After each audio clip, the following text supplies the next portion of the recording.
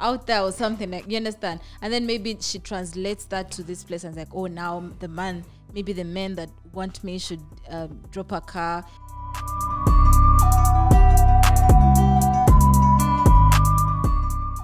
What's up, Uganda? It's your boy O'Shea Duke Jackson, back at it again with another episode of the Repat podcast. And guys, the Repat podcast helps the Black diaspora no matter where you're at. Yeah. We bring people on here to talk about reestablishing yourself in Africa, your daily life in Africa, things you want to get accomplished, cost of living, things like that. I'm your host, O'Shea Duke Jackson. I'll let my wonderful co-host here. And Johnny Tamaya, also known as the Rich Auntie. The Rich Auntie. Okay. Yeah. So, for those people who, a lot of people want to come to different parts of Africa. Yeah. And we'll say like Ghana, Gambia, which is mostly Muslim. Yeah. Tanzania. Nigeria, not so much, but you see people coming telling me like Kenya, Ghana, South Africa. Tanzania. And I think that when people see like Black Panther. Yeah. They think that it's going to be like, Wakanda and all that. And then when they come here, depending on where they go, there can be some elements of, if you look for it, homosexuality. It could be some elements of interracial dating, or we would call it skin lightening, selling out. But there's another thing that's on the rise in Africa, which is, I would say, feminism. And that's for some people in the West. Yeah. That believe that feminism destroyed the Black family by liberals. There's all that, but feminism, I understand in America, I think that it's coming from a different place here in the African continent. What is feminism, and is it needed here in Uganda from an African woman's standpoint? Yeah, I feel like feminism in Uganda is more, it's advocating for equal rights. Like, let's take that route, not the whole route of there's some feminists who claim to be feminists, but in actual sense, they just genuinely hate men. Okay. So we're not going to look at those ones. We're just going to look at feminism that advocates for equal rights, feminism that advocates for better treatment of women, feminism that advocates for, improvement and self-development of women. That's the feminism we're going to look at today. Okay. Yeah. Okay. Why do you think there are women in feminism that hate men? Why? Of course, when you've been hurt, have you been through a heartbreak? Don't lie. Remember that one time and you played some heartbreak songs? Oh yeah, probably was Mary J. Blige. Yeah. I know you listen to a bunch of them because you still ain't got no man.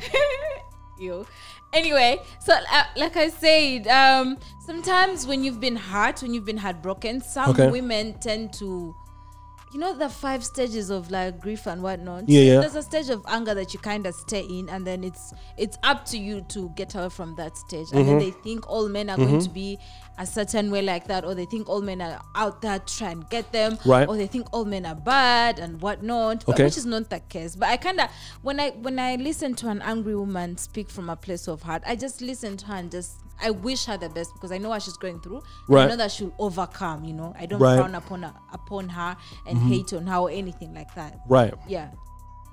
Okay, so we'll deal with the people who hate men later, because there's definitely that element, not so much here in Africa, but I've seen it here near on TikTok. It's not so prevalent. Yeah. But let's talk about the equal rights in Africa. What are some of the issues that women in Uganda, or maybe across the continent, that you know about? What are they facing day to day that they want equality with men on? I think the first one would be equal pay. Do you know that there's some TV stations that pay men differently and women differently, and so many places, yet they do the same job, they do the same hours, they do the same exact thing, but the man is paid more because there's an African mentality of the man has a wife and he has kids, so he needs the money more. And then so because the lady maybe is a single woman, or like she has a husband, or technically the husband is taking care of her and whatnot. So some of them use that excuse to pay women less,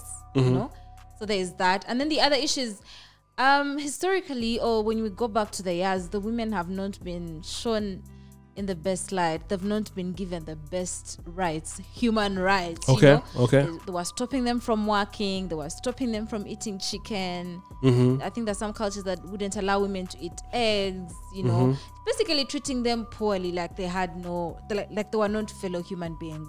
So I feel like Uganda is evolving and shedding more light on such things.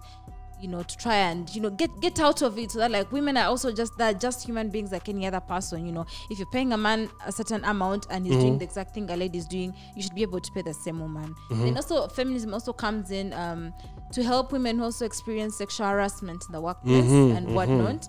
You know, to kind of give them a voice, because just because you're an employer paying a lady a certain amount doesn't mean you have a right to maybe fondle her boobs or like tap her ass as she's going out of the office or something like that, you know, like put your advances on and then like stalk her and whatnot, you know. Yeah. You know, let me say this, and I'm you know, I am a guy known on YouTube for being one of the, you know, guys in the black manosphere. So a lot of people, you know, even in the Pan-African community, they still don't like me. From that, you know, being associated with like guys like Kevin Samuels. And when I listen to femininity in America, or feminism in America, I do understand that women need a lot of protections and resources. When I hear women talking about that, oh, we're not getting the same pay as men. And you look at most jobs in America that are offered right now, I never see them advertised as women get this and men get that, because it's a lawsuit. And so when I hear women complaining about feminism in America, I just feel like there's an ulterior motive, and it's not really equality, because I'm seeing a lot of equality in America. As far as, because women, they dominate everything, the movie industry, shopping. You know, their voice matters. I mean, you know, when it's Men's Day in the world, there's nobody standing in line. Women's Day, there's everybody standing in line trying to buy something. But in Africa, specifically in the countries I've been to, when I see women complaining about equal rights for jobs and stuff, I believe they got a point. And I don't want no African employers whooping my ass, right? When I hear about the sexual harassment in the workplace, obviously women in America, that could happen also too, but it's much more under control. Where if you're an employer and you're doing it, you're going to get fired. If you don't want that as your stigma. Here, or in other places, I won't say here, you know, I don't know any employers, then it is a problem. Right? It definitely is. I know you said you're trying to get a job one time, and the salary was for a certain amount of money, and the guy told you, like, what do you need that kind of money for? You're just a woman. He said, well, if you start earning this amount, you won't need a man. Right. And I think that's where it kind of, and as a man, and I'm not trying to speak, I'm speaking as an outsider to what's going on directly in Africa, because I'm not trying to say, but what I'm saying is, when I hear women in Africa complaining about feminism, I don't think that and you do have those that hate women, but they're more on the targets of, here are the issues. A lot of feminism in America is, a lot of the equality has already been solved. We just hate you dudes, especially in the black feminist community. They hate black men. In Africa, it's not coming from that vantage point. It's coming from, I'm not getting the opportunities. Now I do see certain things here, where there was one bank we went to, we was in Mbale. Banks are saying, we're proud to serve women, right? Things like this. Go ahead. But when you look at that bank is in Busoga, a region where women were seen as baby making machines. That's a region that produces, like, women produce so many kids. One woman will have 10 kids and it's normal. That's the least for her. You know, that's a region that, you know, women are seen as baby making machines. So maybe that's why the bank decided to target that area. At the end of the day, it's making money. So just because it has a logo or slogan that says supports women doesn't mean it's doing the most for women. But I believe it's doing something for women, because there's so many banks that also have certain accounts or programs that generally benefit women. And you were complaining about it, by the way. You took a picture which you're like, I was complaining about it. Like, oh, the women, this, women, that. But you have to understand, can I say that? You see the same way African Americans, you know, experience racism, whatnot, and slavery and whatnot, and now they're coming out more and getting these opportunities and getting these programs to make sure they go forward. Right. And whatnot. You see where it's coming from? Right. Because historically, women have been suffering. Women have been the worst domestic violence. We also don't talk. We don't. I know about that. There's that happening. So. For all that time, all the bad things have been happening. Now it's like it's that time to, you know, fight for that rights, and it's that time to, you know, to eat the piece of the cake, you know, to eat something. Yeah. But let me just say this. Yeah. I feel that the feminism in Africa, and I'm not an expert on it, but from the little bit that I've seen from people who have, you know, let's say, for example, certain things to help empower women. There's a big cash grab. Yeah. And it's not the men doing it. There are other women like, oh, there's this women's empowerment conference. Yeah. Only $100. Come bring your weaves and sandals. And network. So after you spend your whole month's salary there, eating pork and chickens and gizzards and stuff, you leave. And then you leave with nothing. I think that's what's going on in a lot of these places. Why do you think you live with nothing? If you go to a seminar to network, you're not giving out your card? Well, the ones that you went to didn't do nothing for you. No, who says that? Me, because I paid for one of them, right? No, but did you know the contacts I got from there? Did what? No, the seminar you paid for was a STEM, the women in science and technology and whatnot. Okay. And it wasn't my thing, but a friend of mine invited me and I told you about it. I was like, maybe I could just go and check it out. And I did meet a few people. But the ones I've gone to after that have been, you know, eye-opening. Let me tell you something.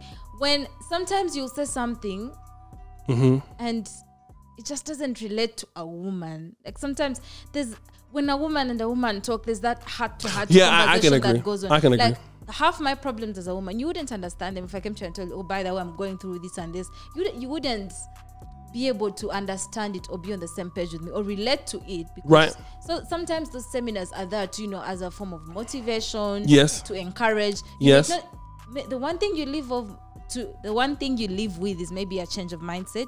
Okay. That's the worst. But like it's up to you to also be proactive and network. If you just go to the seminar to just eat the food and sit in the crowd, then no, that's a good point. I'll recant. Yeah, so that's a strong point. So see, even me, I'm learning on this. But let me just say this. Yeah. Here, I can tell you what I think is happening with the women's empowerment. I can see from the outside looking in here in Uganda. I think that what is being, because you're seeing it like a lot. Like there's a lot of these tools, women to network, women to do things, you know, women getting really involved in this. And when I really look at as a person that's not a Ugandan, but what I think that's really, really happening is like, okay, this feminism and women empowerment is happening, but you forget the biggest part of people who support women are men. That's true. So, and I'm looking at, well, what about these guys who are supposed to take care of these ladies? Yeah. Where are they coming from? Right? And I'm looking at this because you're seeing this across the world. I want to put this together. Yeah. A lot of African women are watching these fucking reality shows and they're seeing a lot of these things going on in America, like a lot of the entitlement, like I want a Birkin bag. Yeah. I want a Range Rover. A guy that's 6'7", plays point guard for the Los Angeles Lakers. It is the PhD in astrophysics. Yeah. And so as African women, not all, but I'm saying like as they're looking at what the American chicks are having, like, oh, she has her own business and she's single and she's a millionaire. Well, shit, I should be able to do that here in Uganda, and you're not looking at it. It's just like a different market. Yeah. You know, it's not the same thing. Because you know what I mean? And so I think that there's a lot of expectations that are gross for women in Africa who are looking at maybe some feminism ideologies in America and trying to apply it here. And it's like, it doesn't really work. Africa's more of a communal, and I know people don't like to hear that, but you have independent women here, yes, but it is more of a community thing here.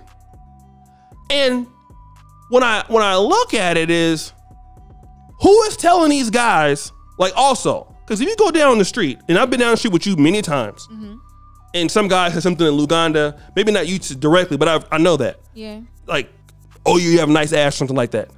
I've heard dudes say things like, what did he say? Oh, your ass is nice. Like, also, the society has to be teaching these young guys. Yeah. This is my advice. Hey, you don't talk to women like this. You know what I mean? Yeah, I do.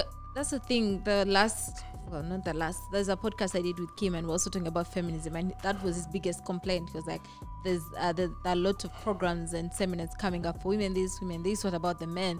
Well, it's up to the men to create something for themselves. Yeah. You know, if the men also came up with their own bank, why not? If the men came up with their own seminars, there's a whole Stingy Men Association conference that happens, and they meet. I had a friend of mine go there, but they actually meet and discuss a few things that are developmental. So maybe if men decided to start up more things that benefit the men, maybe conferences, maybe seminars, but yet again, you also need a woman to like arrange those. Like most times it's women who organize those things, because you know some women are good party planners. I don't know. We're gonna event planners, not party planners. You understand? I feel like now it's up to you. You have to hold the men accountable. Yeah. Why are you not seeing more things for men? Why is it only women? Now at the end of the day, it falls down to you. Now I know the manosphere is maybe for some men. It's unfortunate that that's the source of motivation and whatnot. No shade to the manosphere. It does. I like it 40% or 30%, and then the other percentage is just like a whole different vibe. But you understand? There's some people, but I have friends who listen to you, but they listen to you for the financial advice, for the growth and whatnot. But when you start saying, oh, black women, all this, they switch off. You understand? Right. So it's up to the men to also pick and choose what they want to listen to. Also, there's so many YouTubers who do things for men, you know, like, oh, how to groom yourself as a man and whatnot. There's so many books out there. So I feel like it's up to the men to look for them, just that women are loud.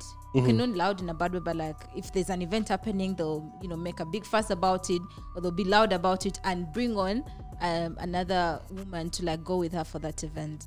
Now I also want to talk about feminism and money. What most people don't understand is also why feminism is on the rise, because before women were not bred whiners or something. Women were not the ones providing in the family. You know, it was the men and whatnot. Yeah. So that means if the man lost a job or something, then the family is down. Right. Now you have to struggle and hustle and whatnot. But now so many people have come to the realization that, you know what, you can actually have two people earning, and then that can be better for your kids, that can be better for the household, and then it's not so much stress on the man to like kill himself and do what he's trying to provide, because now the woman is providing.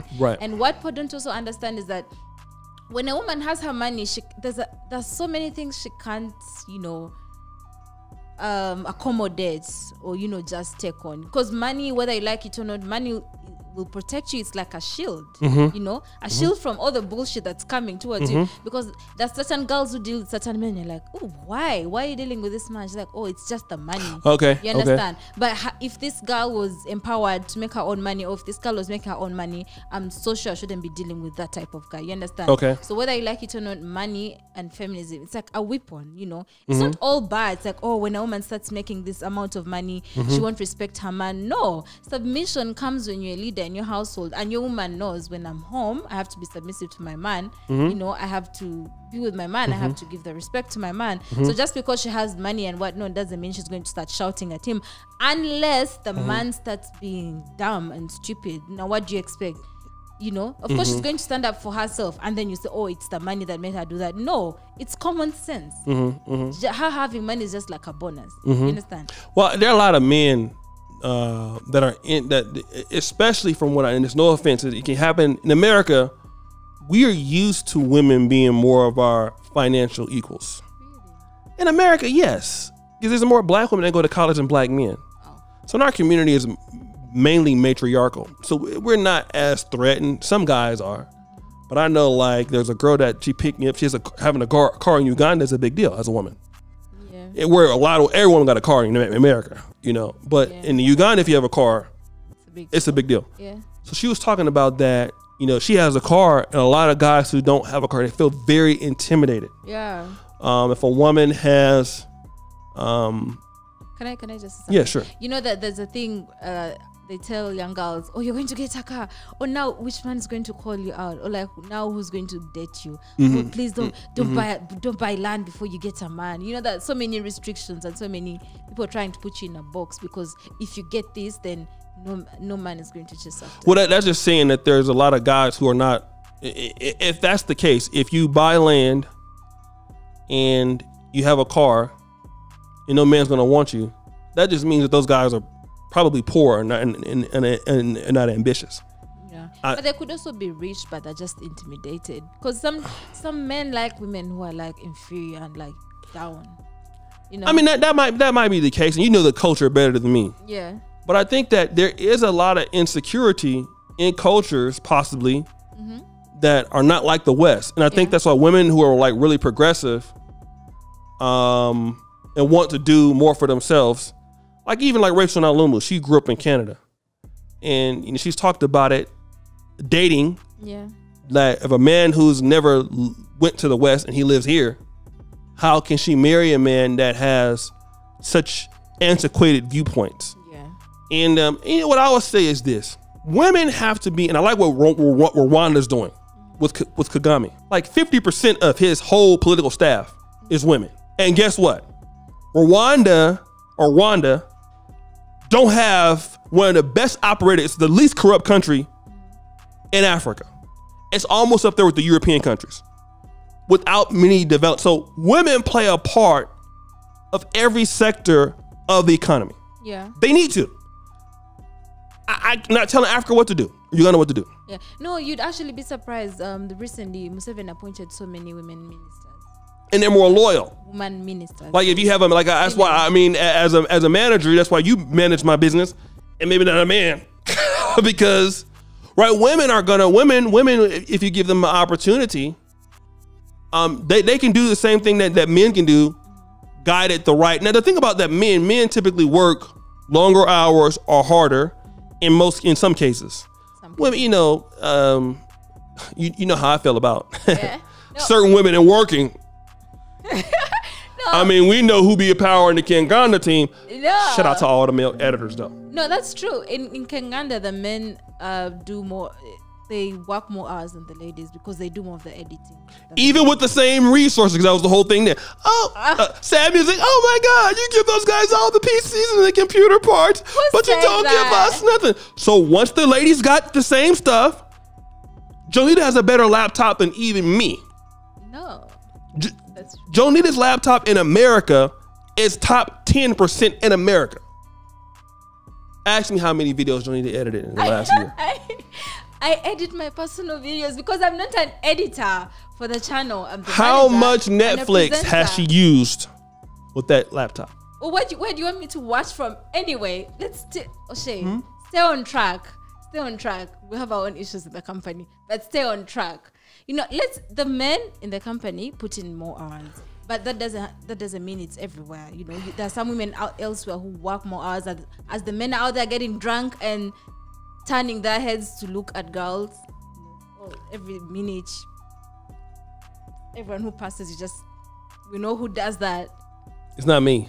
I love Jesus, but right. but what I want to say is, I don't know if feminism in Africa is like tribalism or nepotism. Like, you know, we don't want to appoint you to such and such. Yeah. Instead of saying, is the woman qualified to do this position or not? Like, let's just take it away. Like, if a woman is good at what she does, can she get the opportunity or not? And I'm going to tell you who needs to provide more opportunities for women in the black world. Yeah. And they ain't women themselves. It's men. And guys not going to agree when I say that, but it is your responsibility. It's men's responsibility to create, because when you need new things to be created. And as far as industries, yeah, women can create it.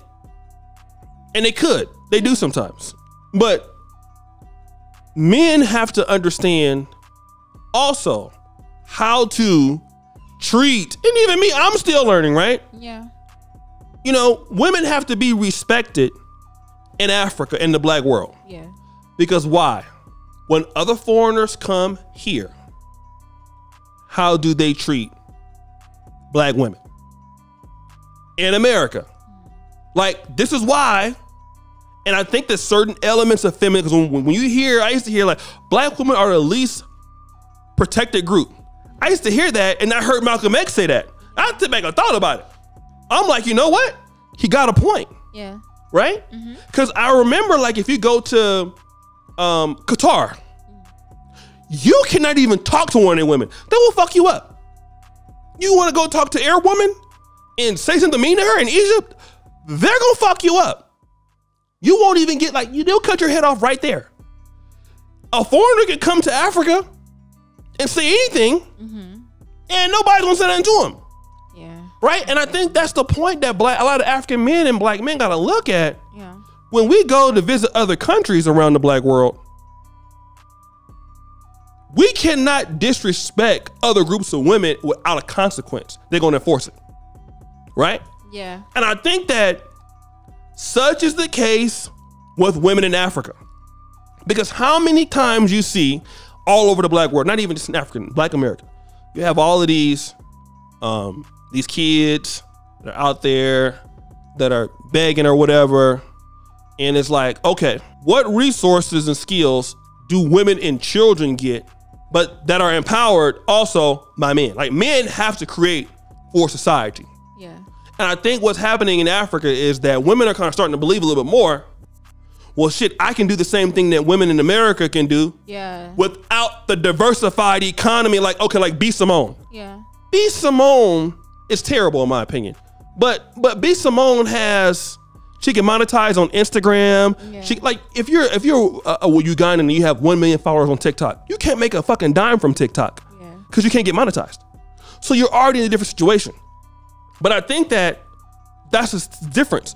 African women don't have the same abilities to monetize in certain sectors because the economies are not as developed as what you're seeing in America. The American girls come on Birkin bags. Yeah. You can be at no talent like B. Simone and become a millionaire. You can be at no talent like Amber Rose. Yeah. Like, look at Kim Kardashian. $3.2 billion off of fucking guys and thotting it up on Instagram. Or she has Kim's, the shapewear company. Oh, okay. But what I'm saying is you can become a millionaire by thotting it up.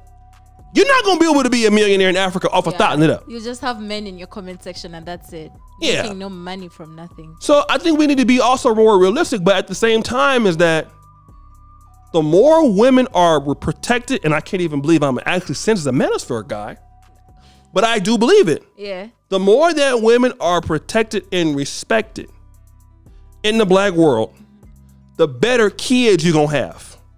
More families you're going to have. And the men have to do that. Yeah. Because I don't want your fucking kids robbing me. I'm just going to be real. This is the reason why I moved out of Del Paso Heights. All these badass kids running around tearing up shit every motherfucking day. I got tired of that. Okay? Yeah. I don't want your kids in Kamocha fucking me up. I don't want your kids following me from vacation shit, beating the hell out of me. Cause somebody didn't sleep with your mama and left her. Now your kids is robbing me with machetes. Or somebody robbed me with a Uzi in Chicago. Yeah. Who is gonna, so we have to look at that. In Qatar, we ain't gotta think about that, right? Yeah. Women have to be respected all over the black world. I'm not telling nobody how to do it. Yeah.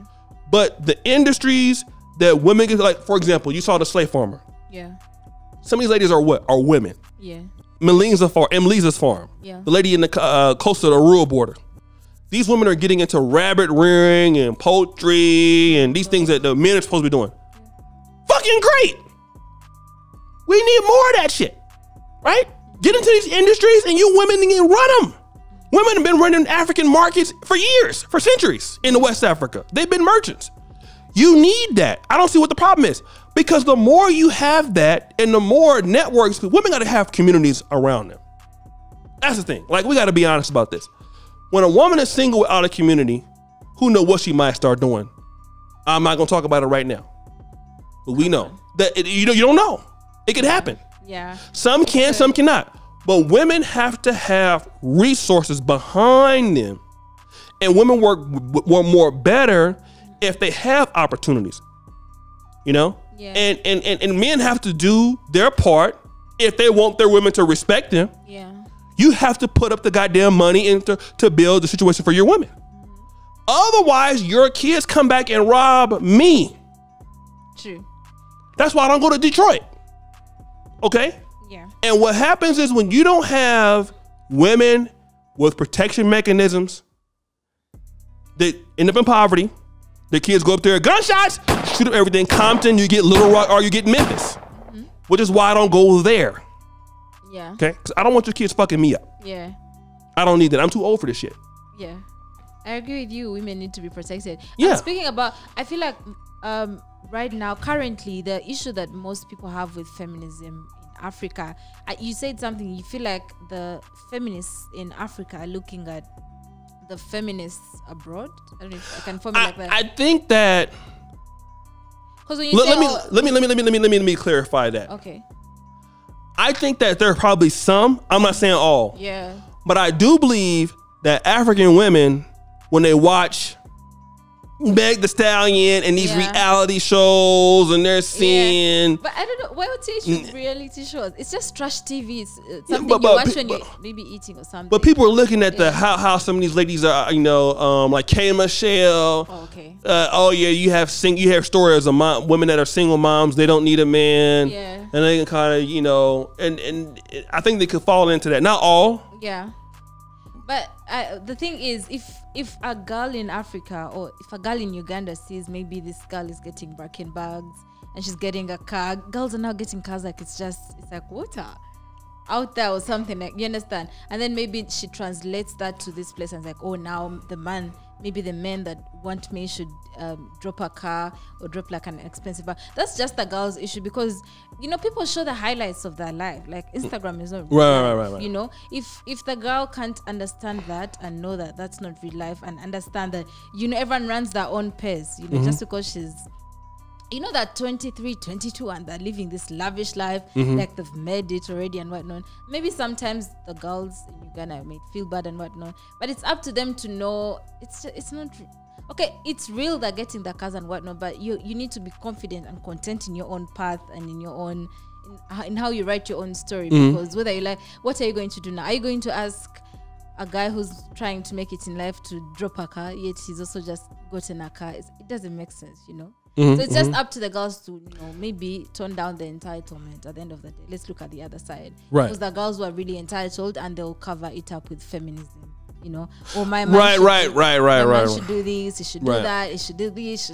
I'm so special. You get no one like, no, you can really be replaced in a second. Anyone is replaceable.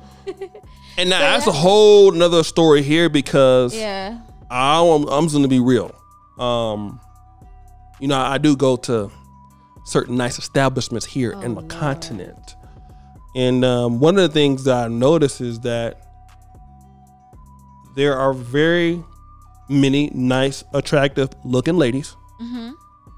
Very few rich guys. And you know where I'm going with this. Okay. Continue. I don't want to get canceled right now. Okay, say it. We don't even want to talk about this. If it's too bad, we'll bleep it out. But say it. So if you're a guy that's doing well in the continent, you got your pick. Not every woman gonna want you anywhere, but you got your pick. And there are a lot of women that have many. Being a woman is expensive, and like we got to also talk about that and talk about that to young men. I always talk the guys that work for me.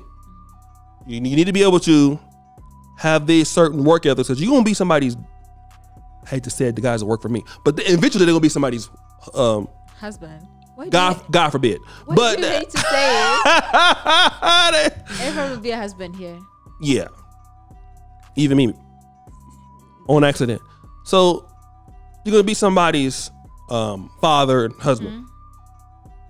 And what needs to happen is that there's so many young women that are going to need husbands in Africa that they need husbands that have enough money to really take care of them. And I'm not saying that women can't do it by themselves, but we got to be realistic. Most groups that are thriving in the world, the groups that rule over the world, they have their husbands. And, you know, if you look at, like, there's a Jewish podcast, I forgot what the name of it is, but, you know, these people are, you know, very skilled. They're very talented and things like that. There needs to be more successful African men in the continent of Africa to support more African women. That's what needs that. Like, we could say that as much as we want to empower women, and it's great. Women need to be more, because I see a lot of girls here in Africa, not many, but, you know, what are the businesses that they're getting into? Many of them say they sell lingerie, clothes, hair, purses, going down to Gaza land, coming back up, down top, selling double. Okay, but, you know, there needs to be more skilled industries. And then women can do it. You know, there's the coding things women do. These engineering help. Women need to be in the more developing industries. You see it in the agri-tech sector, agribusiness, the fintech sectors. We need women in that. You need more men to support these women and the youngest place in the world. Who are gonna marry these girls? You got all these good-looking girls walking around here in Uganda. Who gonna marry them? Somebody gotta marry them. Right? I mean, and that's something that has to be addressed from three sectors here: the governmental sector, the educational sector, not just, and the private economic sector. Where are these men that are going to marry these girls? Where are they coming from, and how are they going to get there? Where are the industries matching up? Because we want to talk about feminism and equality. We're going to also know that these women don't want to deal with no broke dudes. Because being a woman, if you get, let's say, for example, underpaying women here is very popular. So you work at one, I won't call any names, these restaurants here. Maybe if you're lucky, you're getting 400,000 shillings a month. That's $110. Women got to be on the phone all day. What do you mean they have to be on the phone? You know, taking all these pictures like you be doing on Instagram. It's just, so that's that. Taking a picture takes like 10 minutes. It's okay. The end of the world. You got to have period products, weaves, sandal money, transport. Weaves is already taking all your check already. Okay? Just weaves alone. Makeup. Body wash. More sandals. Toiletries. More sandals. More weaves. Okay? That 400,000 shillings, somebody is, I don't know what y'all doing on the side, because how y'all getting iPhones and stuff like that, and you got in Africa, I don't know what y'all doing, but some of y'all have iPhone 14s already, with 400K a month. We already know what's going on. Maybe they have rich parents. I'm gonna leave that for another episode. We'll leave that for another It costs a lot being a woman. It does. Everywhere in the world. It does. Men have to understand this. Bras, panties, all that. Actually, a lot of money. Right? And if you want to have your own business, some of these women also are coming up in Africa where they're the ones expected to take their family out of poverty. That's something that we don't talk about. True. Like a lot of women, I thought it was a male thing. You have women like, oh, I need to support my mom. I need to support my dad. They live in the village. And I'm only making 400K a month, but I can't go back to the village empty-handed. Nobody talks about that. You know what I mean? And I think it's also unreasonable to feel that these women are going to get the startup money to start a business, take care of themselves every day, pay Airtel, MTN, the data, be on Snapchat all day, Netflix, Mrs. Can I get your Netflix password? Okay. And then it's not enough money to sustain a woman's lifestyle, and then eat healthy, go to the gym or something like that. Like, you need more successful men and women, hopefully, and networks behind these women in the black world. So that when the foreigners come here, or God forbid, they don't go to these other countries and become maids We don't talk about what countries they are, but God forbid we know what could happen to them over there, and then they take their passports and all that kind of stuff. I'm just gonna be, I'm gonna be quiet now, because I seen when your brother came pick me from the airport, we saw about 100 of them going up there to the other country, becoming maids, and that has to be addressed. Feminism in the continent, and I'm not trying to step on anybody's toes. But again, it's about teaching your people how to treat your women and stuff. Exactly. And the young boys that are coming up that are going to be groomed to be these guys, these women's husbands and stuff like that in these industries, they have to know what their responsibilities are going to be. Yeah. Hey, you men need to work together, because it's hard raising a woman. It's hard taking care of a woman. You know, under a period, you got to slide the food underneath the table because the door. It's not that serious. It's not like she has COVID. You're doing the most. You guys know about that too, yeah? Just slide the food underneath the door. Start getting the migraines. She's not a dog. It's not that serious. It's really not. I was dealing with a lady who had migraines and she had periods, sometimes at the same time. You talk about Lucifer. I just opened the door and just stop.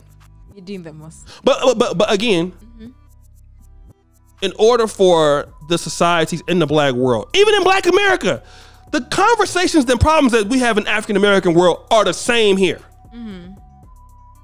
We have to get these men ready to take care of these women, as these women want to empower themselves, and these women to respect these men that are doing that and how to choose a mate. Now, we got to teach these people how to do it. Otherwise, you get these women feeling like they do it all by themselves, and they can't. Most of them can't. Some can, most can't. Most people can't do anything by their goddamn self. Even me. I work hard as hell. Can I do business? No. You need communities to support the people in the community. And Africa got to talk about this shit. The black world got to talk about it. And that's why we have this podcast. Yeah. And that's why feminism in Africa, they have valid fucking points. It has to be addressed. Yeah. Okay? It's the truth. Yeah. Yeah, I agree with something finally with the feminists, but I think here in Africa, these things have to be talked about. Yeah, but you should people should let us know what they think in the comment section.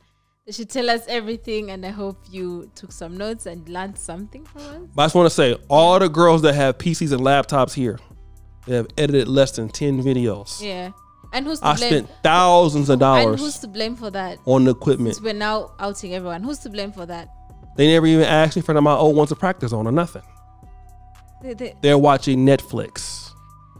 Osha's just salty. He has his own issues. Makeup tutorial videos. He's just salty, guys. Meg Thee Stallion and Cardi B songs. They know all of those. They know every Afrobeat song out there known to man. But they don't. But you see that? So feminism didn't work too good over here. Because we can make it equality and they didn't deliver yet. But God, we're still praying for things to change. Guys, thank you so much. Please like and subscribe. Follow us on all our social media pages. Kingana Nation Instagram, Kingana Nation Facebook, Kingana Nation Twitter. Follow me on my YouTube channel, Janita Maya, and on my Instagram, Janita Maya. Where can they follow you? I got the dusty ass t-shirt on. Don't roast me. I'll come back dressed better today. But guys, thank you for supporting us. We're gonna take this podcast all across Africa. You know, we had our brother Kim. He left us, but that's why I'm dedicated. We're gonna make this shit work. Yeah. So I'm gonna need all y'all money. Okay, I'm gonna get y'all money. I'm just gonna be real. You're gonna give me all your money. Okay, guys. Thank you so much. Not right now, but you're gonna give it to me. You just watch the video so I can get all your money. Watch all the ads. Okay. Stop playing with me. You know I'm from Sacktown. We in the building. Peace out.